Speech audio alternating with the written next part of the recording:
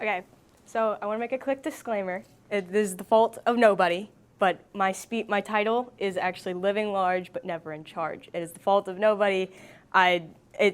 Something happened. It's not a big deal, but just a disclaimer. Okay, so today all I ask of you is I'm going to be asking you two questions, one at the beginning and one at the end. My first question, a few of you know me, probably a lot of you, and would you say I would be a hypocrite if I started talking about taking responsibility? Yes. No. Thanks, Cameron. I would agree with you if I were in 7th or 6th grade. I would agree with you. All right, let me get started here. Living large but never in charge. You will always be in charge of yourself, but you will never be in charge of anybody else. Ever. I don't care if you babysit your little siblings or anything, or you babysit your grandchildren or your children or anything. Well, that's kind of taking care of them. Whatever. You will never be in charge of anybody but yourself. So, I will be covering 3 topics today that are very important to every middle schooler and every person who has ever done anything. Taking responsibility, making an effort, and facing your fears. I'm going to start with taking responsibility. We all make mistakes. We are all human, hopefully. And if you mess up, it's okay. It's called making mistakes. It happens. And when you make those mistakes, you have to take responsibility for them. It's just how the world works. It's how a job is going to work. It's how your future classes are going to work. It's how everything works. It's how this world works. Story time. I was a 6th grader. I was 11 years old. I was fresh meat. And I was in a math class, obviously. And I had a big math packet due whenever. Wednesday is a placeholder, I don't know. And I wrote it down. I was an avid. I wrote it down on my agenda, everything. I was like, please don't forget this. I forgot. And Dr. Bradner, our avid coordinator here at RMS, found out about my grade being an F at the time because it was like 100 points. And she asked me why. And I told her I didn't turn this math packet in. And she said, why? And I was like, by the way, all these stutters are part of my thing, so don't count that against me, please. And I gave it to my friend. She's not going to be here today, and I gave it to my friend. That's what I did. And I quote unquote, I believe she said, that is a bunch of baloney. That didn't happen. You best get it turned in so you can get that grade up. And I was like, okay. And this scared me. This terrified me. Because to a 6th grader, I have confirmation, so don't get mad at me. Dr. Bradner's scary, frankly. I have confirmation from adults from this, so do not come after me. This is when I learned that honesty is the best policy and the only thing that will ever work for you in this world. If you are not honest, yes, you might get out of it, maybe, but let's be honest. Raise your hand if you think you're a good liar. Well, you must be a good liar because you're lying to yourself. So it's not going to work. It's really not going to work. I'm a horrible liar. I tell on myself. I don't know why. Don't ask me why. And I couldn't lie. So I think about a year later, in 7th grade, I told Dr. Bradner what I had done. And she was like, yeah, I know. I knew that. And I was like, how? And she's like, you're a horrible liar. I'm like, okay, cool. So exactly what the card says in the image, honesty is really the best policy.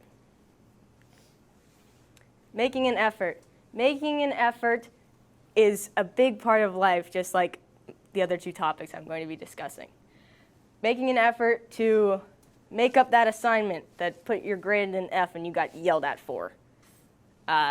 Making an effort to bring the boys wings because you forgot and now they're mad at you. making an effort to make sure that your kids get to school on time because you took an hour to get coffee at Starbucks. You need to make an effort to make things up because this is a big part of earning respect, keeping respect, and earning trust and keeping trust. Breaking trust is like breaking a vase and trying to put it back together with a glue stick. Yes, it might work for a little bit, but it will never be fixed. Just like, again, another example, if you crumple up a piece of paper and then you take it back apart again, is it fixed? No. It's not a rhetorical question. It destroys a little piece of what a person thinks of you when you break that. So you need to make sure that the trust is kept by making things up. Not making things up, not lying, not like that. Making things up meaning doing that assignment and getting that grade back up to a C because it's late. Getting the boys wings because they're still mad at you. It's how it works. Respect and trust is earned. It is not given, much like grades. It's not that hard. You are not SpongeBob trying to lift up 2 marshmallows on a stick. Underwater, might I add.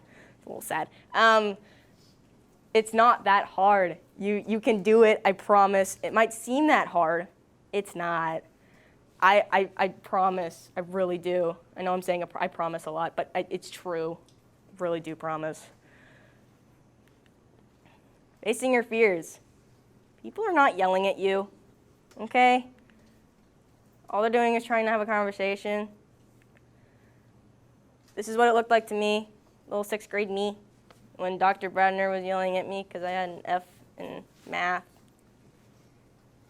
Well, she's obviously not a man, but you get what I'm saying.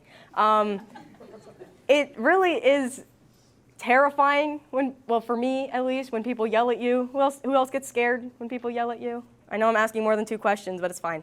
Yeah, like I wouldn't say a majority, but people, okay?